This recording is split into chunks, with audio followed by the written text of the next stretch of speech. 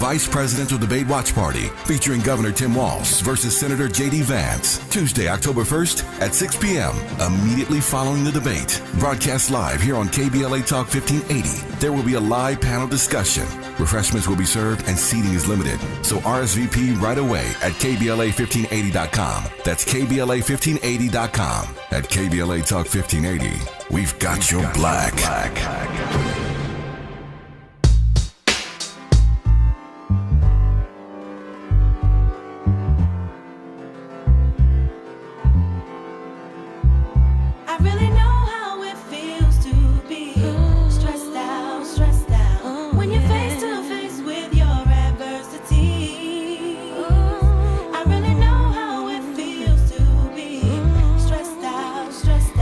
You are listening to The Black Pack. I'm your host, Adrianne Shropshire.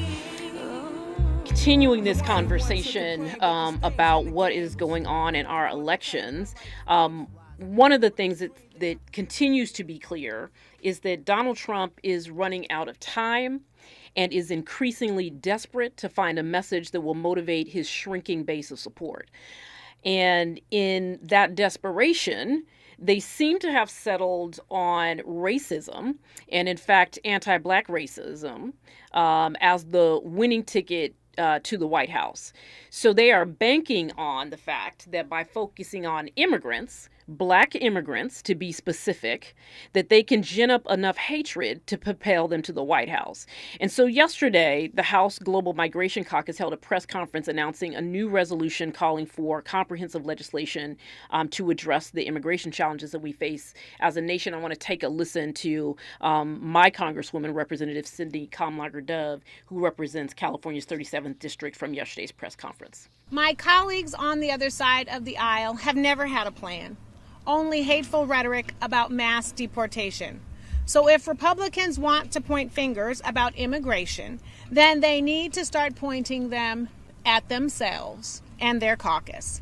It is time to stop demonizing, it is time to stop fear-mongering, and it is time to get to work. That is why we are here today. With migration on the rise worldwide and conflict, food insecurity, climate change, and political violence driving immigration to the United States, it is imperative that we reshape our immigration policy to address these global crises. We must ensure that our current U.S. policy is not contributing to poverty and instability in the developing world. We must also promote a humane and sustainable immigration system at home. And we must develop a true pathway to citizenship for those fleeing poverty, hunger, and violence. So joining us this evening to talk more about the racist attacks on Black immigrants and immigration policy is Amaha Casa, the Executive Director of African Communities Together. Amaha, I want to thank you so much for joining us this evening. Thanks so much for having me, Adrian. No, of course. So I want to just take a second and just give you a chance to talk a little bit about the work that African Communities Together does for folks who aren't familiar with the work of the organization. Absolutely. So African Communities Together is an organization. We're about 10 years old. We are an organization of immigrants from Africa and their families. African migrants are kind of a large and growing part of the Black diaspora here in the U.S. You know, there were some numbers that came out recently that said about 1 out of 20 Black people in America is an immigrant parent, is an immigrant themselves, and 1 out of 10, is either an immigrant themselves or has an immigrant parent. We are, our network reaches around the country. We, work with West Africans in New York City and Ethiopians in the D.C., Maryland, Virginia area, and smaller communities around, around the country. And, of course, in Los Angeles and California, you've got a very vibrant community. And we do everything from kind of direct services, trying to help people with immigration legal, up to, doing policy, some litigation. We were very busy during the Trump years with litigation. Yeah. Yes, and so that's kind of our mission and our mandate. Mm-hmm. Well, I appreciate you offering those statistics about I'm gonna mess them up, but one in every 20 Black folks in the U.S. is an immigrant, and the number that I don't remember about it comes from an immigrant background. But what was that one? Tell me one more time. Yep. Yeah, about twice as much, right? Okay. So 1 in 10 is either an immigrant or has an immigrant parent. Okay. So, I mean, that's important because one of the things that we do at Black PAC is, we do a lot of research. So we do a lot of polling. We do a lot of focus groups. And one of the things that we're always tracking in our polling is the folks in the sample, right? In the polling sample that have immigrant family background. And part of the reason why we do that is to try and understand whether or not there are distinctions between how Black Americans are experiencing their lives, right, in the United States, and how those with an immigrant background, either they are immigrants themselves or their parents or grandparents were. And one of the things is a constant is the degree to which we are all experiencing the same things in the same way, regardless of whether or not we come from an immigrant background. And some of that just has to do with, obviously, the realities of racism in America and the way that it shapes our experiences collectively, and in some ways defines then the issues that are most important for us. And those issues are often just consistent across all, whatever the kind of demographic within the Black electorate is. I know that these have been challenging days over the last few weeks, and so when we come forward, I want to talk to you a little bit about what you're hearing from folks in the African immigrant community about these attacks from Trump and others, and what folks are not just what folks are saying, but what they're doing. So stay with us. We're going to come back and continue this conversation with Amaha Kessa from African Communities Together. You're part of the Black Pack with Adrianne Shropshire on KBLA Talk 1580.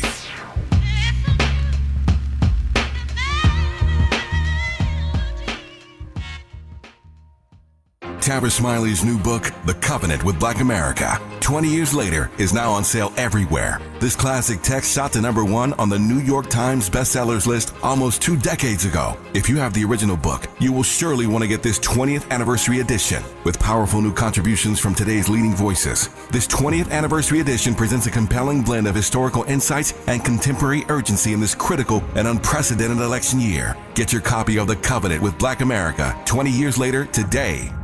Febreze. As a rideshare driver, I love keeping my car smelling fresh and clean. So when I'm driving, I only trust new Febreze car vent clips, now with 3 times greater scent control, because it's that little touch that sets me apart. I can turn the intensity down for subtle freshness, or I can turn it up for when I want lots of scent. So whether it's set to low, medium, or high, with new Febreze car, I know my car's going to smell amazing, which keeps my driver rating right where it belongs. Picking up! Oscar! La, la, la, la. What's wrong? My travel rewards card didn't earn enough miles for my vacation. Are you crying? Are you crying because of that other credit card? Uh-huh. Well, switch to the Capital One Venture card. Venture lets you redeem miles on any travel purchase. Really? Yep, and you earn unlimited double miles on every purchase every single day. The Capital One Venture card. What's in your wallet? Terms apply. See CapitalOne.com for details. KBLA Talk 1580. We've got a lot to talk about. KBLA Talk 1580 reminding you that we keep us safe. Pro Football Hall of Famer and urban peace pioneer Jim Brown believed in just that. So he founded the Amera I Can Foundation for Social Change in 1988, focusing on at-risk and high-risk youth in underserved schools and juvenile detention facilities, as well as adult incarceration and reentry initiatives. The core of the Amera I Can program is its 15-chapter life skills curriculum. Mastery of these skills allows individuals to meet their academic academic potential, conform their behavior to acceptable societal standards, and improve the quality of their lives by equipping them with what they need to confidently and successfully contribute to society. Today, the foundation is led by its president, Monique Brown, who has been actively involved in the organization for more than 25 years. The Amera I Can Foundation continues its work in memory of its founder, actor, philanthropist, and NFL legend Jim Brown. To get involved or make a donation, please visit AmeriICanCommunity.partners. That's AmeriICanCommunity.partners. This is a community call to action from KBLA Talk 1580. Let's get back to more of the Black Pack with Adrianne Shropshire right now on KBLA Talk 1580. This is the Black Pack. I'm your host, Adrianne Shropshire, here at KBLA Talk 1580, and we are talking with Amaha Casa, the Executive Director of African Communities Together. So, Amaha, we have all watched in both horror and disgust as Donald Trump and J.D. Vance, and now really just the entire Republican Party has piled on and jumped on to this, sort of racist rant and lies about Haitians in Ohio. But then he sort of broadened it out in the last few days and started talking about folks from the Congo, right? And so there is this sort of doubling down on just Black immigrants in general. And this is not the first time we know that he has singled out African immigrants, Black immigrants in general, talked about people's countries, right? We know that. But what is the impact of this on the folks that you all are serving? What are people saying? How are they feeling about this moment where suddenly, a very loud and very dangerous, quite frankly, segment in the American public is focused on them? Yes. Well, as you said, this is both horrifying and not new. It's horrifying but not surprising. This is kind of a tried and tested part of the playbook. We go back, we remember what Donald Trump, the candidate, did, before the election, flew to Minnesota and was pointing the finger at Somali immigrants and saying, they're taking over your state, right? Same thing, just in Springfield, Ohio with Haitians, right? And, unfortunately, the U.S. and the West have never forgiven Haiti for daring to kind of fight for and win its liberation. To be free and to embarrass the West and be kind of a beacon for decolonization on the continent and around the world, right? So Haiti continues to be punished today for daring to be free. We remember this with, there was a lot of talk about the Muslim bans during the Trump administration, but we were making the point that a lot of those were really African bans, right? Like, we were seeing countries like Nigeria, Eritrea that, certainly have Muslims that had Christians. Like, it really was, there was a really targeted racial, element to these bans of saying, and then of course we all remember the S-hole countries, slurs that got used, and it was always really clear who he was talking about, and he was talking about, named them. He named the countries. He named it. Right. He absolutely did. And then there was rhetoric around, Nigerians, if we let them in, they're not going to want to go back to their huts, right? So what we saw is that when that those comments created an atmosphere of fear, and really just, people were in hiding, at some points during that administration. Even some of our members who, fully had legal immigration status, they were like, is somebody going to come knock on our door, and pull us and take us away, even though we have our permanent residence, right? And that's the point, right? The point is to frighten people, to get people to not speak up, to not assert their rights, and to try to make people depressed and afraid and and subordinate and silent. Yeah. And so, there definitely is that element, but it's also, it has a backlash. I think Black migrants, the Black diaspora in general, people who are paying attention to this is like, hey, I don't want to be associated with this. This is not what I'm about, what I stand for. And so we also saw really inspiring leadership, first and foremost, from the broader Black diaspora and Black community in standing up to this and saying, absolutely not in our names. Yeah. So I think that is, I think that sort of pushback and giving, and in some ways giving strength to folks who do feel like they have to hide, or who do feel fearful, when the community as a whole can stand up and say, no, we know what racism looks like, and we know what anti-Black racism looks like in particular, and we're not gonna tolerate it. But this is all happening in the context of an election. Right. And so, you talked about, folks who are here, who have full legal status. Many folks are citizens. Right. Yes.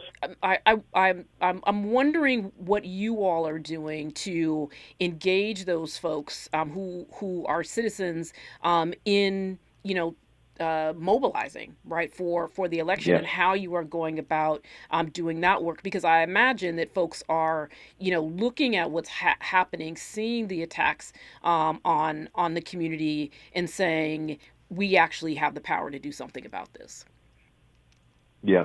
Yes, that's got to be part of the solution, right? Like, we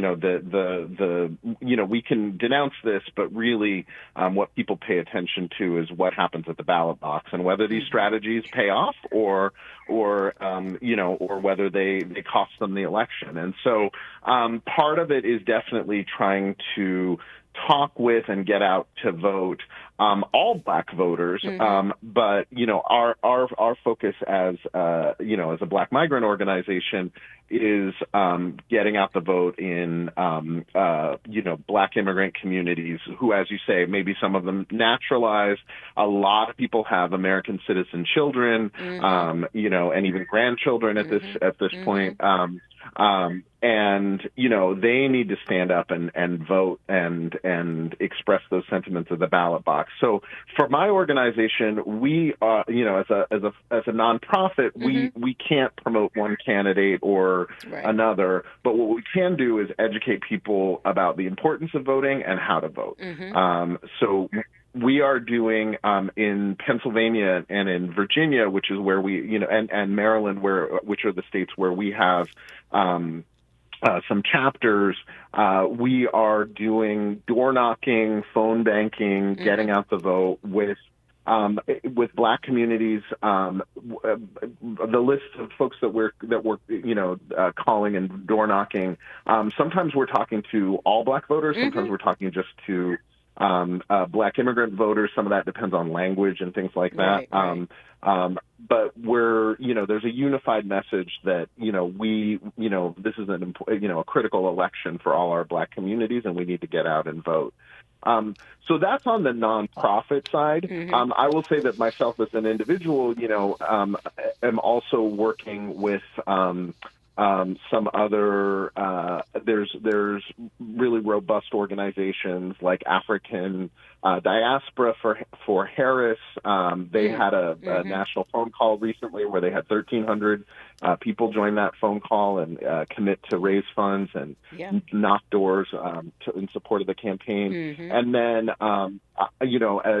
the Abashas for Harris, which is Ethiopian and Eritrean Americans for Harris. That's also something that I'm personally involved in, and we're, making phone calls and getting out the vote in language, with people who, might not otherwise, might be scared to vote, might not know how to vote, might not think, a lot of, people work, people have full lives. So helping make this a priority and helping support people in exercising their democratic rights while we still have them. Right. Well, that organizing is really, really, good to know about. And thank you for sharing that. Because as right, there was this wave of like everybody for Harris, right? Like you pick an identity, right? And and there was a Zoom call, and so it's great to hear about that it really is, particularly when we think about within the Black diaspora, the different segments of the Black diaspora coming together, and then obviously when there were the big Black women for Harris and Black men for Harris, there were obviously either folks that are immigrants or with immigrant family backgrounds as a part of those calls as well. So I feel like that's really important. I think that that we often when we're out knocking on doors, we are also just knocking on every Black person's door, and not necessarily. I mean, we're not asking what your immigration status is, right? We're just saying are you going to vote, and here's how you can make a plan to do that. I think that one of the things, and I again thank you for sharing that, and there may be folks who are out there who actually want to learn how to get in touch with you all to join some of the work that you all are doing in Pennsylvania and Maryland, in Virginia. So it's good to know that you all are out there doing that work.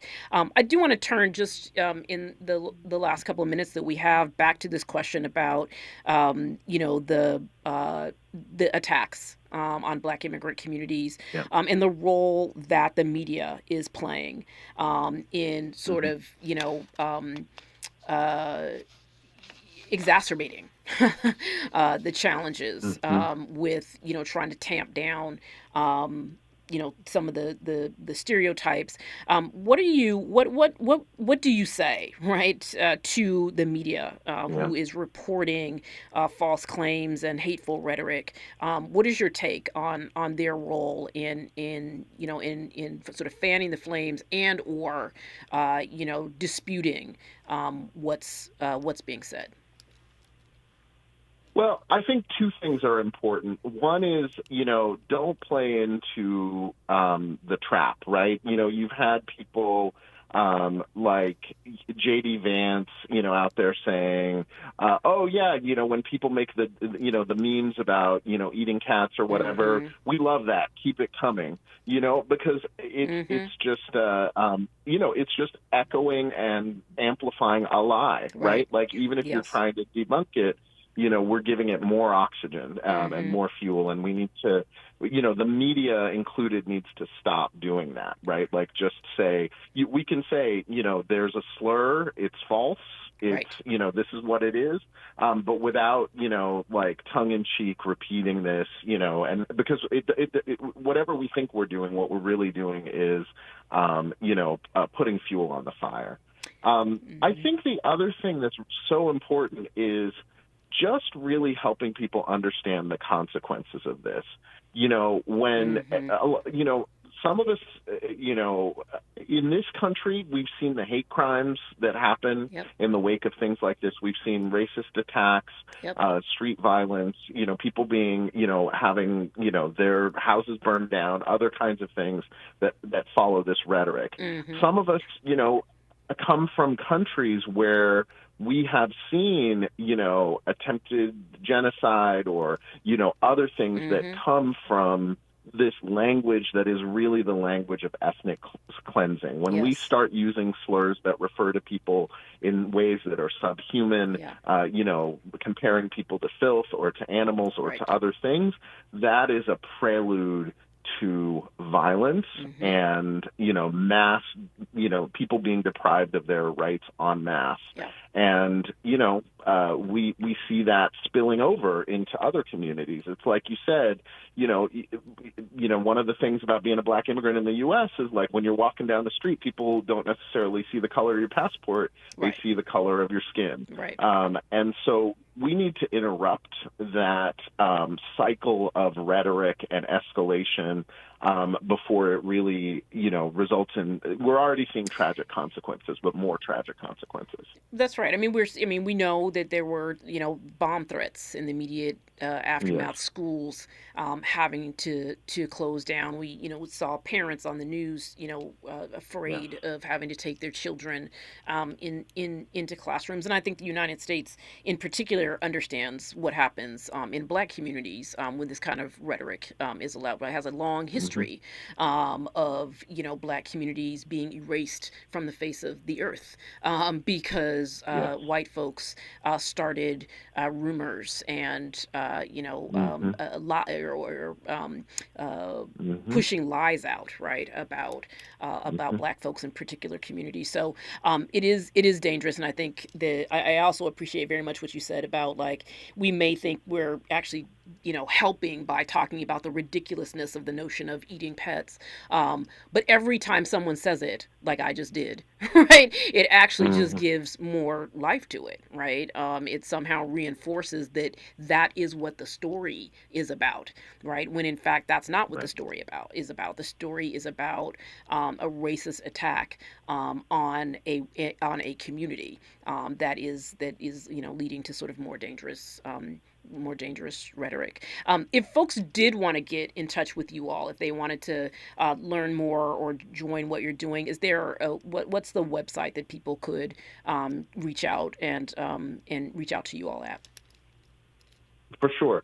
So for African Communities Together, the nonpartisan work, that we're doing to, support voter engagement, our website is africans.us. So that's Africans with an S on the end, .us. And, you can email info@africans.us to be in contact. For the Abashas for Harris and African Diaspora for Harris, Abashas for Harris, I know HABESHAS, and the FOR Harris.com. And then you can also find that and African Diaspora for Harris on like Instagram and other social media. So AfricansForHarris.com, find it on Instagram, Habashas for Harris, and to reach you all for your nonpartisan work, Africans.us to email. Okay. All right. That's the one. Thank you so much. I appreciate you, Amaha, for coming on and talking with us about this important issue that is going to continue into the cycle. So I'd love to have you back on. Amaha Casa, the Executive Director of African Communities Together. You are listening to KBLA Talk 1580. Stay with us. More of the Black Pack with Adrianne Shropshire on KBLA Talk 1580 when we come forward.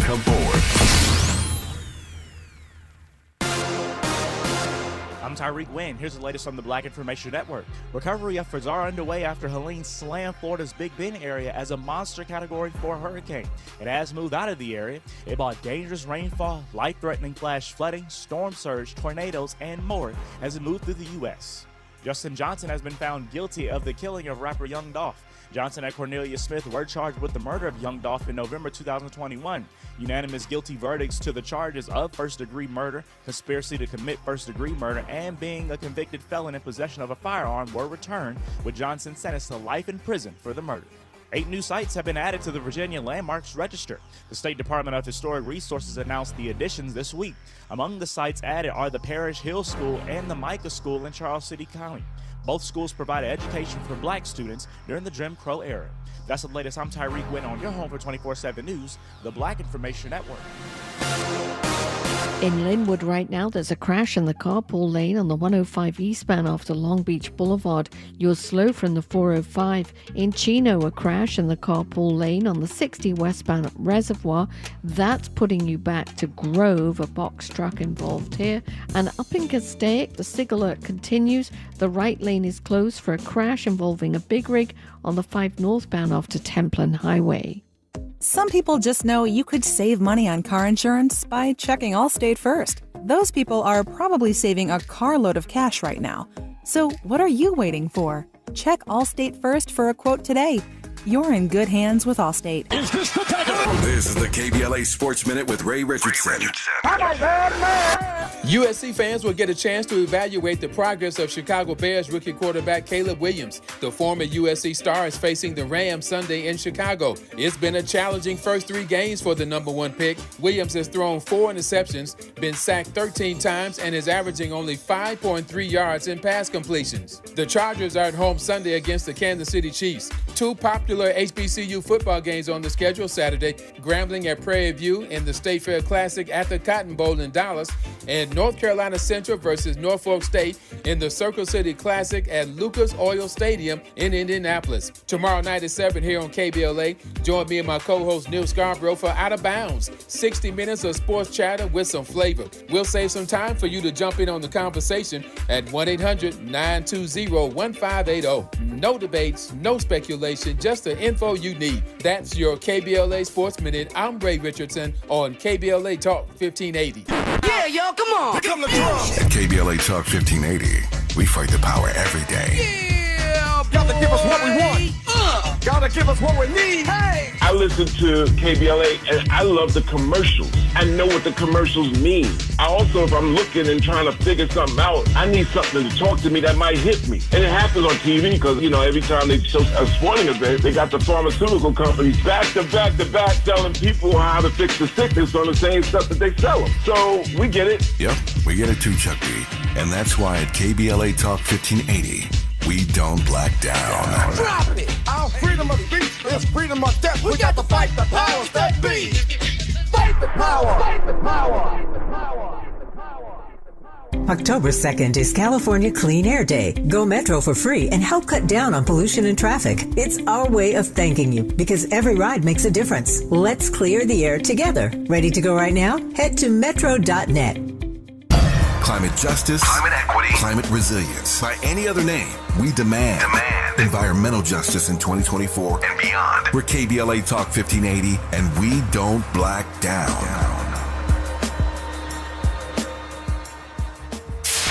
KBLA Talk 1580. We've got a lot to talk about. KBLA Talk 1580 believes in community empowerment. LA's 99 neighborhood councils form the grassroots level of the Los Angeles city government. The system was created to connect LA's diverse communities to City Hall. While neighborhood council board members are volunteers, they are also public officials elected to office by the members of their community. Neighborhood councils advocate on issues like homelessness, housing, land use, emergency preparedness, public safety, parks, transportation, and sustainability. They also provide local expertise on the delivery of city services to their various communities. Neighborhood councils are open to participation by anyone who is a part of the fabric of daily life in said community. This includes those who live, work, or own property or a business. If you are interested in stepping up to join your local neighborhood council, visit www.empowerla.org. That's empowerla.org. It's time to think globally, but act locally. This is a community call to action from KBLA Talk 1580. Hey there, Los Angeles. This is James Lucky Jr., publisher and editor of Los Angeles News Observer. Are you hungry for news that matters to you in the African-American communities of Los Angeles? Well, buckle up, because we got the scoop you've been craving. Stay in the know and never miss a beat with our free weekly publications conveniently available near you. Or hop on the digital wave and become an exclusive subscriber at OGNSC.com. Don't forget to join the party on Instagram and Twitter at OGNSCINC for behind-the-scenes access and sizzling updates. No more FOMO. Let's stay informed, connected, and empowered together.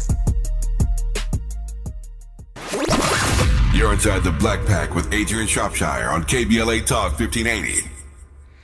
You are listening to the Black Pack. I'm your host, Adrianne Shropshire, and this is KBLA Talk 1580. So we have been trying to make sure that we're checking in with states, particularly battleground states, to understand what is happening with voters, what organizations are doing to mobilize voters in the states. Amaha Casa earlier with talked about working in Maryland and Virginia and in Pennsylvania to mobilize African immigrant communities.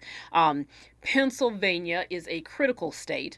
I know that we have let you all listen in from time to time on conversations that some of the Black PAC team are having on the ground with folks. But there's a lot of people doing work on the ground in Pennsylvania, in Pittsburgh, in Philadelphia, and so I'm pleased to welcome and join into the conversation Reverend Dr. Gregory Edwards, who is the Executive Director of Power Interfaith in Pennsylvania.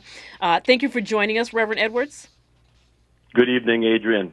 Thank you for having me on. Of course. So folks listening may not be familiar with the organization, so I want to give you just a moment to talk a little bit about Power Interfaith in Pennsylvania and the work that you all are doing.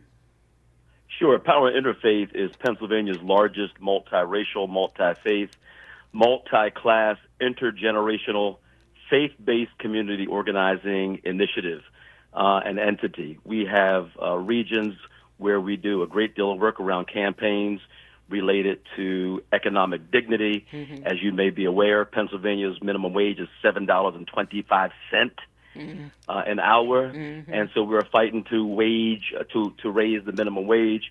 Also, we've got campaigns on fully funding fairly public education with over 600 school districts that are inequitably funded, around school districts that are minoritized. We're fighting for full and fair education for our children, and then also climate justice and jobs. Mm-hmm. Pennsylvania's got more. We've got more pipelines than we got potholes. So we are fighting around those campaigns, and we've got chapters and regions in Philadelphia, all of the collar counties around Philadelphia, the Lehigh Valley, which is a battleground territory, and then central Pennsylvania, which includes Lancaster and York. Mm-hmm. So critical work, both the policy work and the issue work that affects people's lives. And then also you all are talking to voters about this election. So tell us what you're hearing from folks. I know that we've been on the ground knocking on doors in Philadelphia. We've had some great opportunities to just come out and talk to folks on the street and hear what people are thinking. But what are you hearing from Black voters right now about what's happening in the election and what people are thinking and feeling? So one of the things that Power Interfaith did, along with the Detroit Action Fund and the New Georgia Project, was commission Hit Strategies, which is a Black-led pollster group, to really look at a very deep dive of the Black electorate. Mm-hmm. And what the research came out with is actually what we're hearing on the doors and in the streets, that while Black folks 50-plus and over are more likely to vote, there's a whole lot of folks that are cynical and are thinking about sitting out this election cycle simply because they don't believe that their voice or their vote actually impacts their daily living, specifically economically. Right. So, we're having thousands and thousands and thousands and thousands of conversations with folks in Philadelphia and across the Commonwealth on why their voice and why their vote really matters in this electoral cycle. Mm-hmm. And how has the research then helped you all to sort of strengthen the conversations that you're having and the engagement work that you all are doing on the doors and I imagine with your faith partners as well? Absolutely. So one of the things that we're doing, Adrianne, around our Black Faith Votes initiative is what we're calling our soul food dinners. So we are doing. Oh, I need an invitation. I need an invitation. Oh, absolutely. Listen, cornbread, collard greens, and good conversation. We call it the triple C. I'm gonna find my way. All right. So what we're doing is we're leveraging these soul food dinners, and of course, soul food. Historically in my family, I'm not sure about yours, that Sunday meal or the meal after worship service was critical.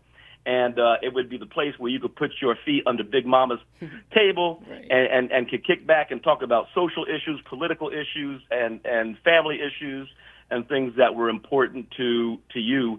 And so we're leveraging food because we know as Black folk, food is our love language. So we're leveraging food as a way to be a mechanism to bring folk around the table together to talk about what's happening and what's at stake in this particular election cycle. In particular, we're leveraging a cluster group, the civil rights legacy folk who are 50-plus, who we know are most likely going to vote, with the rightfully cynical folk. The rightfully cynical folk and their families, the folk that came out in that survey to be 22% of the Black electorate, to come around the table and actually listen to them, listen to why they think that life ain't changed for them, regardless of whether it was Barack Obama that looked like them or Donald Trump that really don't care for them. Right. They really don't think that their vote really matters or impacts them economically. So we're using these soul food dinners as a way to engage in conversation, to make the table longer, so that we can actually make more than a dent in this particular electoral cycle. So it's having a family conversation, creating an environment. Having a family conversation. Right. Creating an environment where we're having a family conversation about something that's complicated. Right. Without, and I imagine, really that the part of the point of it is to give people some grace and space to just say what it is that they need to say. Absolutely. There used to be a time, we used to call the barbershop the black man's country club. There used to be a time when we could have these political conversations and be divided over discourse without trying to annihilate each other. And politics, even within families, have become so divisive and the conversation is so toxic that the places where we usually have those conversations have been greatly reduced, right? The barbershops, the bodegas, the nail salons, the basketball courts. I've actually seen it divide people. People get mad and stop talking to each other. So we are reconvening. We're reconvening the family all across the Commonwealth in Philadelphia, all the collar counties, to have hundreds of conversations around these soul food dinners and really listen to each other, right? The meal is about, and the conversation is about building a bridge, not a wall, simply because someone says they don't believe their vote, they don't believe their vote matters. Right. That's why in the cluster group, they're really called the rightfully cynical, because they have a right to be cynical, because the block ain't changed for them, right? Nothing's changed for them, at least in their mind.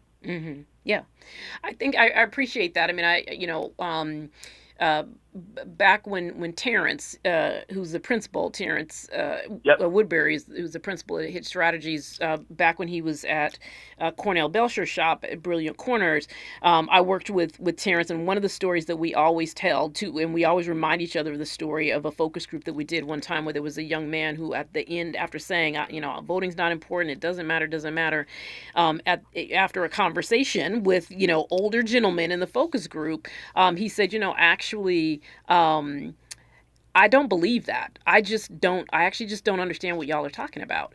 I don't understand what any of this is. And so it's just easier for me to say, that I'm not going to vote and that it doesn't matter, because otherwise, I feel ashamed that I don't know what you're talking about, and I don't want to feel that. So it's easier for me to just, be negative. Right.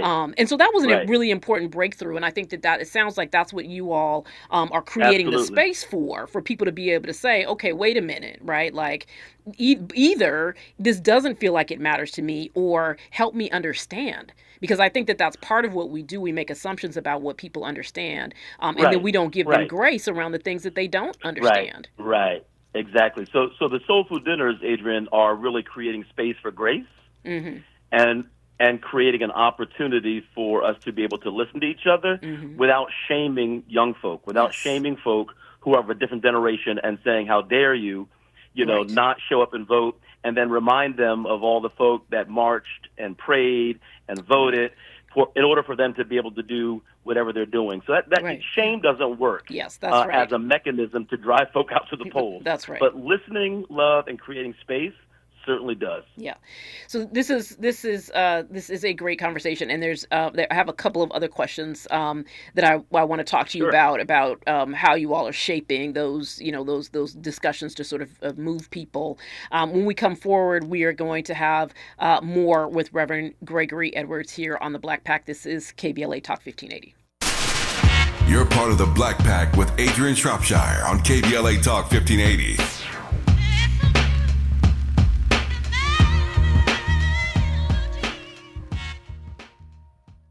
Moments like my daughter telling me a new joke mean a lot to me. But after being diagnosed with metastatic breast cancer, or MBC, which is breast cancer that is spread to other parts of the body, they mean even more. I take Ibrance, palbociclib. Ibrance 125 milligram tablets with an aromatase inhibitor is for adults with HR-positive, HER2-negative MBC as the first hormonal-based therapy. Ask your doctor about Ibrance and visit Ibrance.com. Ibrance may cause low white blood cell counts that may lead to serious infections. Ibrance may cause severe inflammation of the lungs. Both of these can lead to death. Tell your doctor right away if you have new or worsening symptoms, including trouble breathing, shortness of breath, cough, or chest pain. Before taking Ibrance, tell your doctor if you have fever, chills, or other signs of infection, liver or kidney problems, are or plan to become pregnant, or are breastfeeding. Common side effects include low red blood cell and low platelet counts, infections, tiredness, nausea, sore mouth, abnormalities in liver blood tests, diarrhea, hair thinning or loss, vomiting, rash, and loss of appetite. Hey, John, why so glum? I just got let go. The company's downsizing. This is the third time in the last 2 years. I'm done with this. Have you thought about My Computer Career? I've heard they can train you for a career in IT in just a few months, including cybersecurity and the basics of AI. And you don't need prior training or experience. Now that's a recession-resistant career. Wow, thanks. I'll check them out. Go to mycomputercareer.edu and take the free career evaluation. mycomputercareer.edu. Financial aid is available for qualified students, including the TIA. KBLA Talk 1580. We've got a lot to talk about. KBLA reminds you that when we fight, we win, and we don't black down. LA Community Action Network, or LA CAN, was formed in 1999 when 25 residents of downtown LA came together and acknowledged the problems that existed in their community and made a commitment to do something about those problems, to stand together, organize, and become a force in the community that demands change. Civil rights and preventing the criminalization of poverty are their core projects. In addition, they take on women's rights, the human right to housing, and healthy food access. LA CAN also has projects focused on economic development, civic participation, voter engagement, and community media. While downtown LA remains their home base, with a particular emphasis on the Skid Row community, in 2007, they expanded their housing and healthy food access work into South Central Los Angeles. LA CAN believes that power for low-income people and people of color is achieved through a large, active, and well-informed member base that utilizes a multitude of methods to advance their messages and goals. If you'd like to join the Los Angeles Community Action Network and organize people to fight back against oppression, please visit cangress.org. That's cangress.org. This is a community call to action from KBLA Talk 1580. Let's get back to more of the Black Pack with Adrianne Shropshire right now on KBLA Talk 1580. You are listening to the Black Pack. I am your host, Adrianne Shropshire, here at KBLA Talk 1580, and we are talking with Reverend Dr. Gregory Edwards, the Executive Director of Power Interfaith out of Pennsylvania. So, Reverend Edwards, you are actually hitting on something that a lot of people in our community are saying right now, which is you have lots of folks, and not necessarily folks just, over 50, but lots of folks of different ages really struggling with how they talk to their family members, who just aren't feeling it, right? Who just don't feel like participation in the election matters. And I think what is helpful about, what you all are doing is sort of unpacking that, right? And hopefully what that means is you're unpacking it so that you can then offer it back out to other people who are struggling with this question and with this conversation. Absolutely. I think I want to ask you to give a little advice here. I was just looking back during the break. I was looking back at literally a text thread with some friends of mine from earlier today, and it was the text thread was exactly this. It was one of my friends saying that she was gonna go back and have another conversation with her nieces, and she tries to offer support. I'll pick you up and take you to drop your ballot off. Absolutely.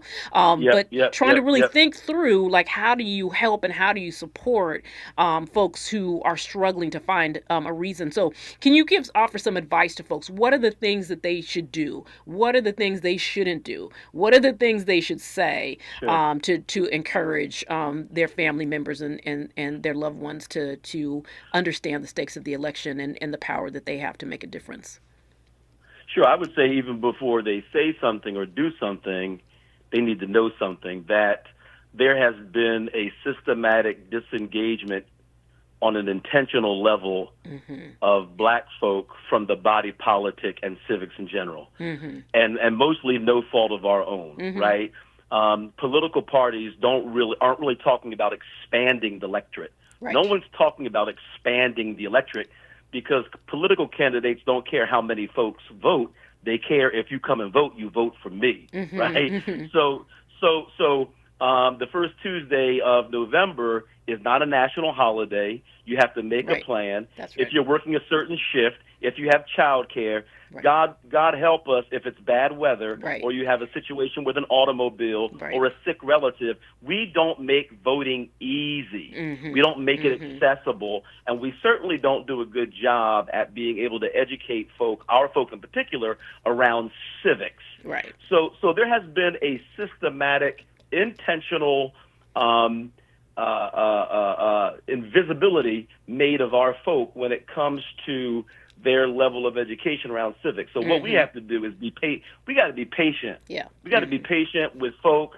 It's not enough to point a finger and also talk foolishness like, well, if you don't vote, you don't count, and if you don't vote, you can't complain. We have a right to complain and a right to be counted regardless of if we vote or if we don't vote. That's what a republic is supposed to be.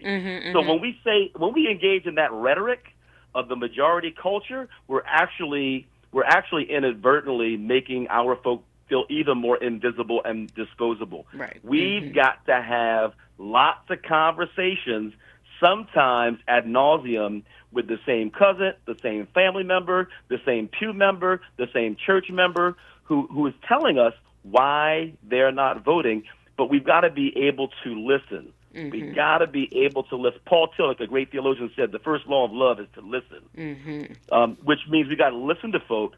And you're not going to say anything. There's no silver bullet, so to speak, in terms of phrase you can say. Right. But you got to show up and you listen. And then when they say something about why they're feeling the way they're feeling, you got to be able to speak to how they're feeling. You got to acknowledge. You have to acknowledge the fact that politics doesn't work for most of us, right? Yeah. But voting is the way in, and voting, by the way, is not the last leg. It's the first leg. Organizing, regardless of who wins the election, we still have, as a people, there's still work to do. Because we never, ever, history has taught us, we never, ever, Adrian, can pin our hopes and dreams on a particular candidate or a particular party. We've got to be able to be organized. And we have to have conversations beyond November 5th. But now is the time for us to engage each other. And unfortunately, we've been taken for granted. Black folk have been taken for granted, and we've been looked at as a monolith. And in fact, we are not. We're very diverse in how we think. We're diverse around our values, just as we are around taste in clothing and music and food. I think that's right, and I think that it is true in a way that the idea that we are not a monolith. It is also true that for us there are some things that we have consensus on, right? And I think that it is that place of consensus, the things that we have consensus around, where we have the opening to be able to move folks, right? Like we understand what's at stake for our community. We understand, when Haitian immigrants are being attacked in Ohio, that is about an attack on Black people. It is about using and scapegoating Black people to anger, animate, and scare white people, right? And so there are things that we understand to be true, and it feels like those are the places where we want to start the conversation. What do we agree is a problem for us? Absolutely. Yeah. Absolutely. So finding a point where we both can agree upon a certain situation and then building from that. And also, rightfully cynical folk are telling you they're cynical based upon their experience. And experience is a great teacher, because if experience is not interrupted, it is repeated. Right. And so we got to be able to see where someone's coming from on the basis of what they've experienced. Yeah. Yeah. I think that's the challenge that we have, because it's frustrating for people when they have these conversations in their families, and they don't do sort of the thing that you said a few things when you said first understand how we got here. Right. And before you enter into the conversation, right, understand how we got here. You said be persistent and listen. You said acknowledge what they are telling you. And then this sort of idea of building building from collective experience to try and move people. All of that feels important, and I think that that it's also what you're saying, and I think is important for folks to know and understand is that. It is you're saying you got to have these conversations, and it's going to take a while, right? It's going to take a while, right? It's not. And so part of the issue is that people really only pay attention to Black folk on either side of the aisle, like a month before, 2 months before an election. And in our country, there's an election every 6 months. What I'm saying is, what we're saying is, what Power Interfaith and what our partners around the country, along with Hit Strategies and this Black Values research project, is saying we have to have ongoing millions of conversations, regardless of who's running for office. Point blank. Period. Right. Because ultimately, this is not about an individual person Absolutely that we're not. trying to get elected. It really is about the future of us in this country. It is about the future of rights and freedoms, the future of our survival in a lot of ways, and how we actually move forward as a community. Anything else you would say? I know that you all are. So it sounds like you all are telling people make a plan and get ready to vote. Y'all, the ballots in Pennsylvania have already gone out, so I know folks are need to be thinking about how they're voting. Absolutely. And there are numbers folks can call. There are 1-800 numbers that every state has around where there are polling places. You can go online. Make sure that if you are intimidated or someone asks you an inappropriate question, that you report that. Don't get out the line. Right. Make sure that you stay in the line, even if you're there at 8 o'clock, depending upon where you are. You stay and you make sure that your vote is cast. Yes, and so don't let anyone stop you. Right, we're not letting people turn us around. Right. I say have a plan for the weather, because you never know what the weather's going to be like, and sometimes if it's a little bit of rain or a little bit of snow or a little bit of sleet, we'll turn around and be discouraged. So have a weather plan, have a child care plan. Right. Put some water bottles in your pocket, get a sandwich. That's do what you got to do to stay in line. I'm serious. Just hang in there. Do in what you got to do to stay in line. Hang in there. Get yourself some child care, but make sure that you cast your ballot and you vote this election cycle. Yes. And make sure, if you're confused, if you don't know who to vote for, talk to somebody. And there's someone that you trust are not going to lead you wrong. So Reverend Gregory Edwards, Executive Director of Power Interfaith, coming to us from the state of the Commonwealth of Pennsylvania this evening. I want to appreciate you for joining us, and also for all the work that you all are doing. I am going to be looking for my invitation to the Soul Food Dinner. I will be in Philadelphia soon, so you let me know where to go. We'll have a place for you, Sister Shropshire, I promise. Thank you so much. All right. Thank you all for joining me here at the Black Pack. We'll be back next Friday from 4 to 6 p.m. right here on KBLA Talk 1580. Enjoy your weekend. The Raw Report is next. KBLA 1580 Santa Monica. I'm Tyreek Wynn. Here's the latest on the Black Information Network. New York City Mayor Eric Adams, who is black, has pleaded not guilty to federal corruption charges. He appeared in a Manhattan federal courtroom Friday after being indicted on Thursday.